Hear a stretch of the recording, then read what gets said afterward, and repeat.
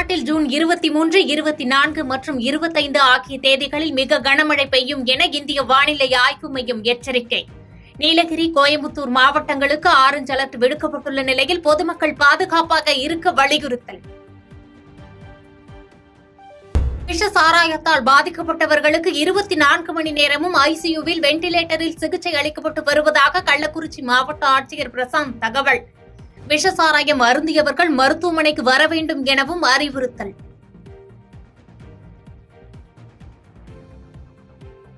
பீகாரில் பிற்படுத்தப்பட்டோர் மற்றும் பட்டியலினத்தவருக்கான இடஒதுக்கீட்டை 50%இலிருந்து 65%ஆக உயர்த்திய திருத்த மசோதா சட்டத்தை ரத்து செய்தது பாட்னா உயர்நீதிமன்றம். இந்திய அரசியலமைப்பு சட்டத்தை மீறும் வகையில் மசோதாக்கள் உள்ளதாக நீதிபதிகள் கருத்து. பாதகம் செய்பவரை கண்டால் நாம் பயங்கொள்ளலாகாது பாப்பா, மோதி மிதித்து விடு பாப்பா, அவர் முகத்தில் உமிழ்ந்து விடு பாப்பா.